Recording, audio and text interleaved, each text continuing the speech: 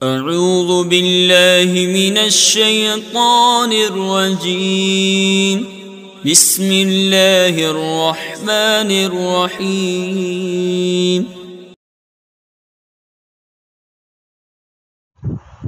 بسم اللہ الرحمن الرحیم۔ میں مجاہد حسین رضوی، استاذ دارالعلوم غریب نواز الہ آباد درجہ سادسہ کے متعلمین سے مخاطب ہوں اور ہدایہ کتاب النکاح کا درس دینے جا رہا ہوں۔ محرمات کا بیان چل رہا ہے۔ آج جو عبارت مجھے پڑھانی ہے، پہلے وہ عبارت سن لیں۔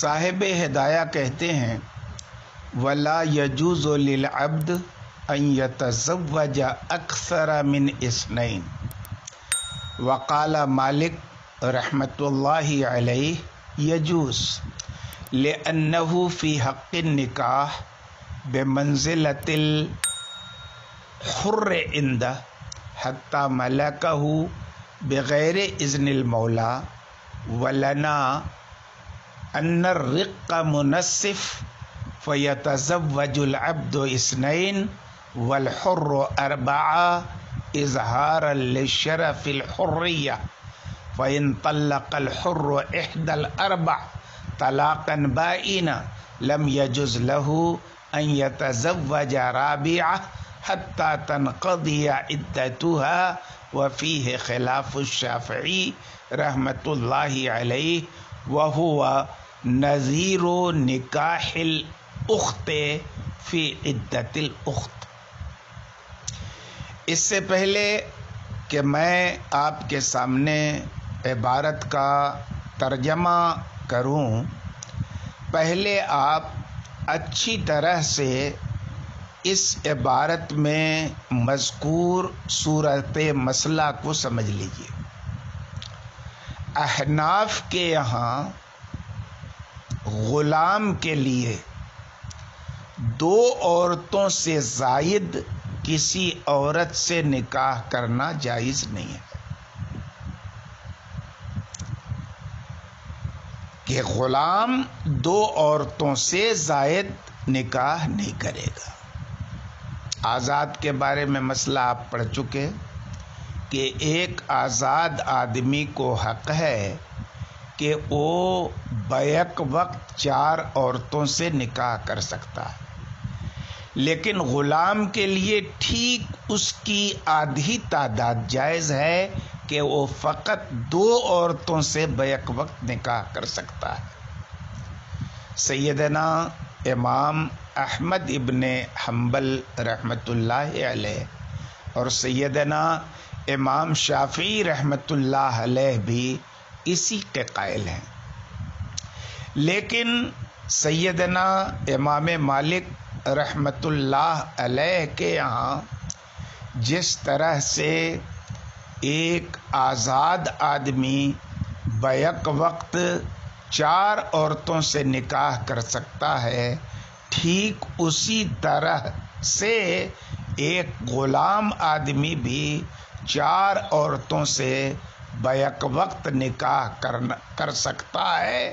ایسا کرنا آزاد ہی آدمی کی طرح غلام کے لیے بھی جائز ہے۔ سیدنا امام مالک اپنے اس مسلک پر یہ دلیل پیش کرتے ہیں کہ دیکھیے دیگر معاملات میں تو ایک غلام آزاد کی طرح نہیں ہے۔ خریدنا ہے کسی چیز کو، مالک کی اجازت کی ضرورت ہے، بیچنا ہے مالک کی اجازت کی ضرورت ہے، لیکن نکاح یہ اس کا تعلق آزادی اور غلامی سے نہیں ہے، بلکہ نکاح کا تعلق آدمی ہونے سے ہے۔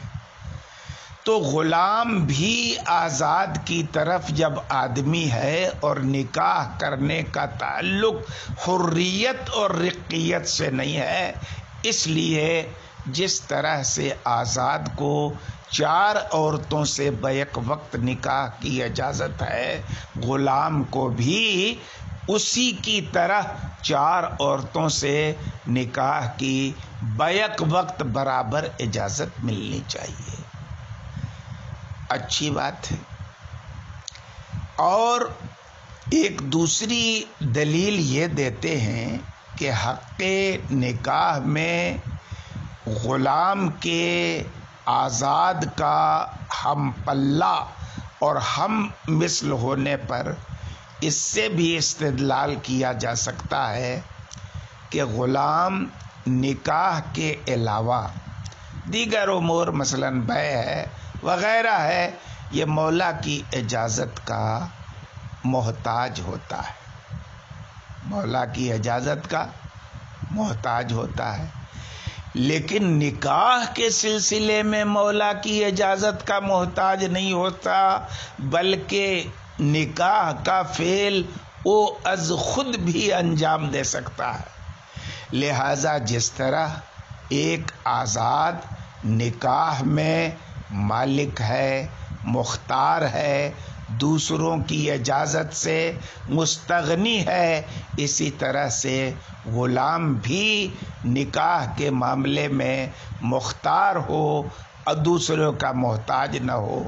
اور جب اس معاملے میں وہ آزاد کی طرح ہو گیا تو آزاد ہی کی طرح اسے بھی 4 عورتوں سے نکاح کرنے کی اجازت ملنی چاہیے.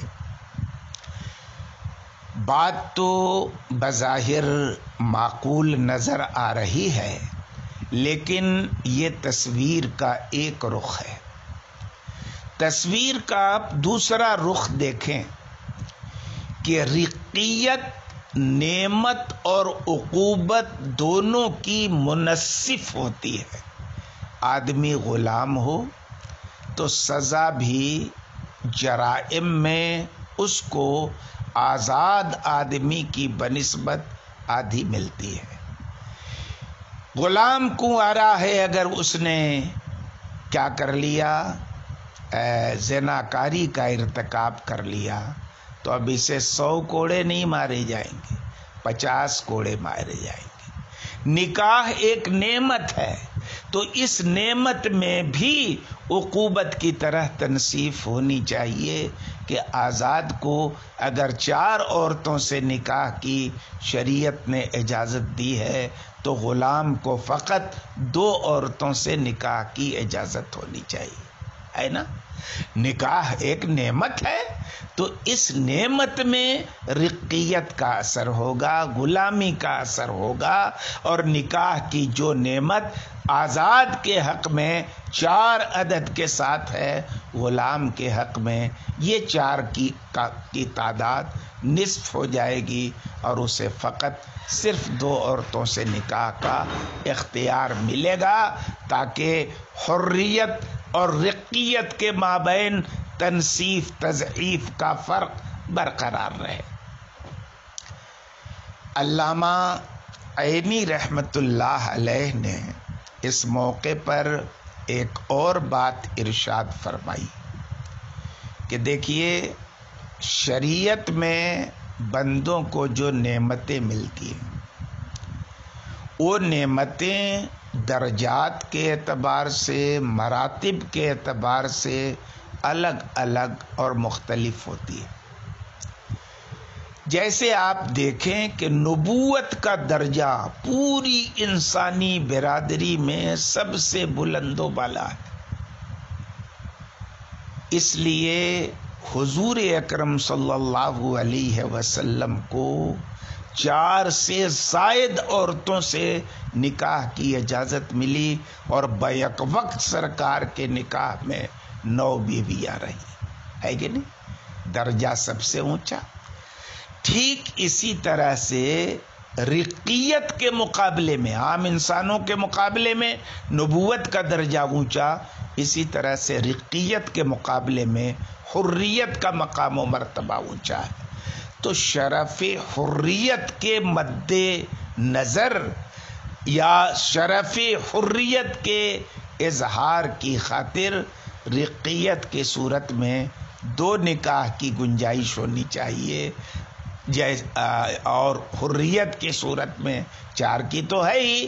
اگر رقیت کی صورت میں بھی 4 کی اجازت دے دی جائے تو فرق مراتب کچھ نہیں رہے گا، حریت اور رقیت ایک درجے میں آ جائے گی۔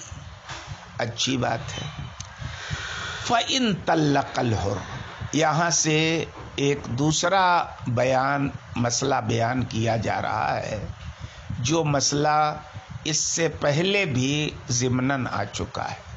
مسئلے کا حاصل یہ ہے کہ اگر کسی آزاد شخص نے 4 عورتوں سے نکاح کر رکھا تھا اور پھر اس نے ان میں سے کسی ایک عورت کو طلاق بائن دے دی تو وہ نکاح سے نکل گئی، تو ہمارے یہاں مطلقہ کی عدت میں کسی اور عورت سے اس شوہر کے لیے، یعنی اس آزاد آدمی کے لیے جس کے نکاح میں 4 بیویاں تھیں اور ان میں سے ایک کو طلاق بائن دیا ہے، تو اب اگر عدت کے اندر رہتے ہوئے 5ویں عورت سے وہ نکاح کرے گا تو بیک وقت نکاح میں 5 عورتوں کا اکٹھا کرنا لازم آئے گا، جو فَانْكِحُوا مَا طَابَ لَكُم میں جو حد بندی کی گئی ہے کہ 4 تک نکاح کر سکتے ہیں، اس کے خلاف ہو جائے گا۔ اس لیے کہ ہمارے یہاں دوران عدت مطلقہ جو ہوتی ہے وہ من وجہ نکاح میں باقی رہتی ہے۔ تفصیل آپ اس سے پہلے بھی پڑھ چکے ہیں، کیسے من وجہ نکاح میں باقی رہتی ہے۔ اگر باقی نہ رہتی تو شوہر کا گھر عدت کے اندر ہی اسے چھوڑنے کا شریعت حق دے دیتی، مگر جس طرح سے حالت نکاح میں شوہر کو اس بات کا ادھیکار ہے کہ وہ اپنی بیوی کو عدت تک گھر سے باہر نہ نکلنے دے، اب بھی اختیار باقی ہے۔ یہ دلیل ہے کہ من وجہ نکاح باقی ہے۔ جس طرح سے بیوی ہونے کی صورت میں عورت کا روٹی کپڑا مکان یعنی نان نفقہ سکنا کسوہ لباس یہ ساری چیزیں واجب ہیں شوہر کے اوپر، عدت کے دوران بھی یہ ساری چیزیں واجب ہیں، یہ بھی اس بات کی دلیل ہے کہ نکاح کا من کل الوجوہ خاتمہ نہیں ہوا ہے۔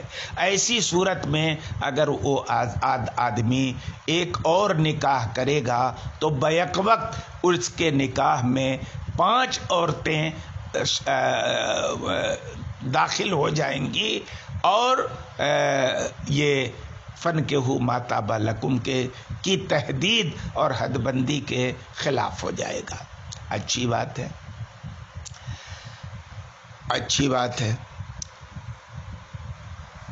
اب امام شافعی رحمت اللہ علیہ کا یہاں بھی اختلاف ہے، پہلے بھی اختلاف تھا۔ کہاں پر اختلاف تھا کہ ایک بہن نکاح میں ہے، طلاق دے دی بائن، طلاق کی وجہ سے نکاح سے نکل گئی، عدت کے اندر اس کی دوسری سگی بہن سے نکاح کرنا امام شافعی رحمت اللہ علیہ کے یہاں جائز ہے۔ کیوں؟ طلاق بائن سے نکاح سے نکل گئی۔ تو یہ اختلاف یہاں بھی برقرار رہے گا کہ چونکہ طلاق بائن کی وجہ سے یہ 4تھی عورت نکاح سے خارج ہو گئی تو اب اس کے نکاح میں 3 ہی عورتیں بچیں، اس لیے اب ایک اور نکاح کرتا ہے تو 5 عورتیں اکٹھا نہیں ہوں گی، 4 ہی رہیں گی، ہے نا؟ تو اب امام شافعی رحمت اللہ علیہ کے ہاں چونکہ مطلقہ کی عدت میں دوسری عورت سے نکاح کرنا، عورت کی بہن سے نکاح کرنا درست ہے، تو یہاں بھی 4تھی کو طلاق دینے کی صورت میں 5ویں سے نکاح کرنا عدت کے اندر ہی درست ہوگا، ہے نا؟ اور طلاق سے مطلقہ کا نکاح بالکلیہ منقطع ہونے کی وجہ سے وہاں ان کے ہاں چونکہ بالکلیہ منقطع ہو جاتا وہ مانتے ہیں تو 5 عورتوں کا اجتماع بھی لازم نہیں آئے گا۔ آج کے سبق میں اتنا ہی، باقی کل انشاءاللہ۔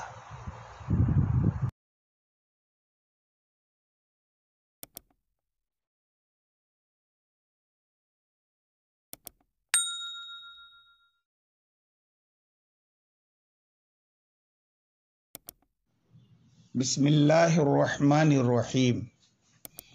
میں مجاہد حسین رضوی، استاذ دارالعلوم غریب نواز الہ آباد، درجہ سادسہ کے متعلمین سے مخاطب ہوں اور ہدایہ کتاب النکاح کا درس دینے جا رہا ہوں۔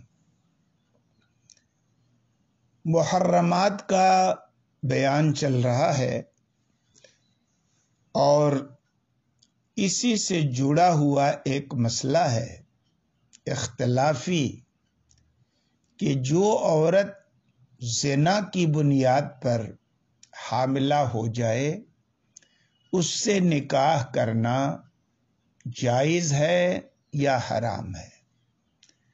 اسی تعلق سے آج کی یہ عبارت ہے ہدایہ کی، کہتے ہیں قال وَإِن تَزَوَّجَ حُبْلَ مِن زِنَا جَازَ النِّكَاحُ وَلَا يَطَأُهَا حَتَّى تَضَعَ حَمْلَهَا وَهَذَا عِنْدَ أَبِي حَنِيفَةَ رحمة الله علیہ ومحمد رحمة الله علیہ وقال ابو یوسف رحمة الله علیہ النکاح فاسد وَإِنْ كَانَ الْحَمَلُ ثَابِتَ النَّسَبِ فَالنِّكَاحُ بَاطِلٌ بِالْإِجْمَاعِ لِأَبِي يُوسُفَ رحمة الله علیہ أَنَّ الْإِمْتِنَاعَ فِي الْأَصْلِ لِحُرْمَةِ الْحَمَلِ وَهَذَا الْحَمَلُ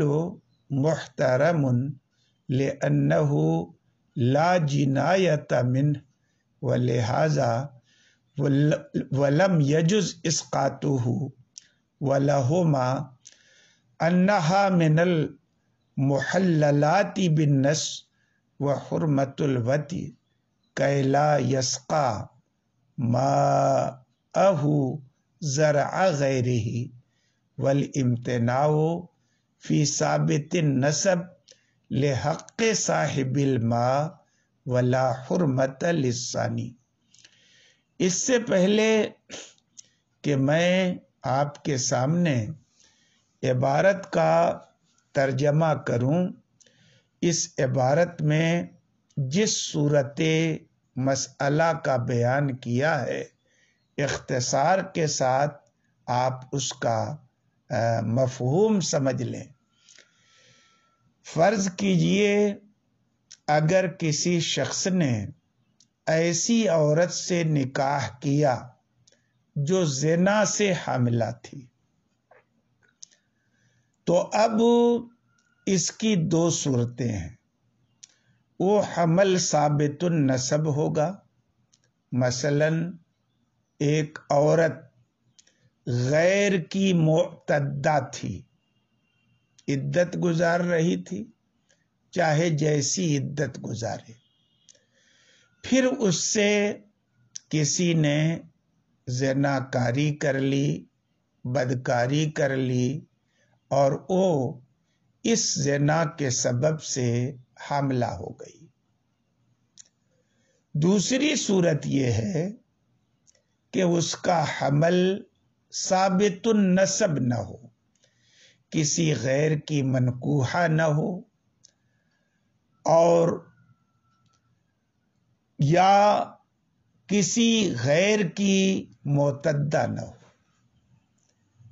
اگر پہلی صورت ہو یعنی حمل ثابت النسب ہو تو ایسی صورت میں تمام ائمہ کا اس بات پر اجماع اور اتفاق ہے کہ جس حاملہ عورت کا نسب ثابت ہے حمل کا، اس سے نکاح کرنا حرام ہے، ناجائز ہے۔ لیکن اگر دوسری صورت ہو یعنی حمل ثابت النسب نہ ہو تو اس حاملہ سے نکاح کے جواز میں اور عدم جواز میں ائمہ کرام باہم نظریاتی اعتبار سے مختلف ہیں۔ چنانچہ ائمہ احناف میں سیدنا امام اعظم رحمت اللہ علیہ اور سیدنا امام محمد رحمت اللہ علیہ جواز نکاح کے قائل ہیں کہ اگر حمل ثابت النسب نہ ہو، یعنی وہ عورت حاملہ من زنا ہو، تو اس سے نکاح کرنا جائز ہے، لیکن جب تک کہ وضع حمل نہ ہو جائے اس سے وطی کرنا درست نہیں ہے۔ لیکن یہ تب ہے جب نکاح اس حاملہ من زنا کا غیر زانی سے ہو، اور اگر غیر زانی سے نہیں ہوا، اسی زانی سے ہوا جس کی زنا کی وجہ سے یہ عورت حاملہ ہوئی ہے، تو وطی کرنا بھی جائز ہے۔ لیکن سیدنا امام ابو یوسف رحمت اللہ علیہ اس نکاحی کو جائز نہیں مانتے، سرے سے جائز نہیں مانتے۔ صرف وطی کرنا وضع حمل تک ناجائز نہیں ہے، بلکہ نکاح کرنا بھی ان کے مسلک میں ناجائز ہے۔ اور جو قول سیدنا امام ابو یوسف کا ہے، وہی قول سیدنا امام مالک کا بھی، امام احمد کا بھی، امام ظفر رحمت اللہ علیہم کا بھی ہے۔ البتہ ائمہ میں سیدنا امام شافعی رحمت اللہ علیہ کے ہاں یہ نکاح بھی جائز ہے، اور اس سے وضع حمل سے پہلے وطی کرنا بھی جائز ہے۔ سیدنا امام ابو یوسف اور ان کے ہمنوا ائمہ کی دلیل نقلی نہیں ہے بلکہ عقلی ہے اور قیاسی ہے، اور وہ قیاسی دلیل یہ ہے کہ جس طرح سے اصل یعنی ثابت النسب حمل میں احترام حمل کی بنیاد پر نکاح ممنوع ہے، اسی طرح سے فرع یعنی غیر ثابت النسب حمل میں بھی احترام حمل کی وجہ سے نکاح ناجائز ہونا چاہیے۔ کیوں؟ اس لیے کہ جس طرح سے ثابت النسب حمل محترم ہے، اسی طرح سے یہ غیر ثابت النسب زنا کا حمل بھی جنایت سے پاک ہے، کیونکہ جنایت کا صدور حمل کے جو ذمہ دار ہیں مرد اور عورت، یعنی زانی اور زانیہ، یہ جنایت سے ملوث ہیں۔ رہ گیا خود حمل تو یہ جنایت سے ملوث نہیں ہے، بلکہ یہ حمل قابل احترام ہے۔ یہی وجہ ہے کہ اس حمل کو ساقط کرنا درست نہیں ہے۔ اگر حمل کی طرف سے کوئی جنایت ہوتی تو ایسی صورت میں وضع حمل کرا کر یا صفائی کرا کے، گرا کے، ایبورشن کرا کے اس کو ساقط کرنا جائز ہوتا، مگر جائز نہیں ہے۔ یہ دلیل ہے اس بات کی کہ حمل محترم ہے، اور جب حمل محترم ہے تو اس کی حیثیت بھی ثابت النسب حمل کی طرح ہو گئی، اور جب وہ ثابت النسب حاملہ سے نکاح حرام ہے تو اس عورت سے بھی جو زنا کی بنیاد پر حاملہ ہے نکاح ناجائز ہوگا۔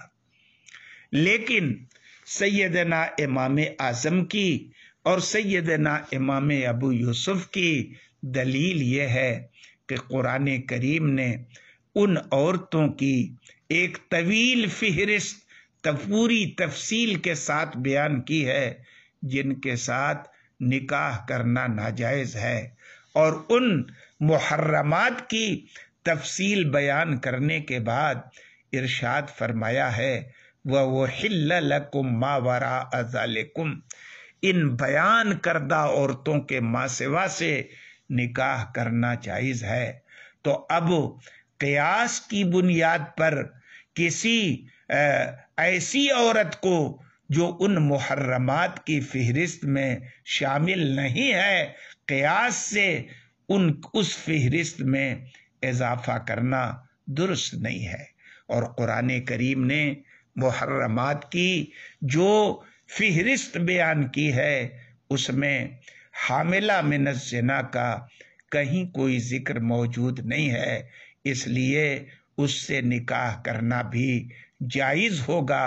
اور احل لکم ما وراء ذالکم کے حکم کی روح سے ایسی عورت سے یعنی حاملہ من زنا سے نکاح کرنا درست اور جائز ہوگا۔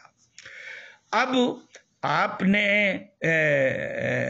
جو یہ بات کہی یا یہ طرفین نے جو بات کہی کہ نکاح تو جائز ہوگا، تو اب کوئی سوال کر سکتا ہے نا کہ جب نکاح جائز ہو گیا تو پھر آپ وضع حمل تک وتی کو ناجائز کیوں قرار دیتے ہیں؟ نکاح کا تو مقصود ہی ملک بزا ہے اور وتی اس کا ایک حصہ ہے، پھر اس سے ممانعت کیوں؟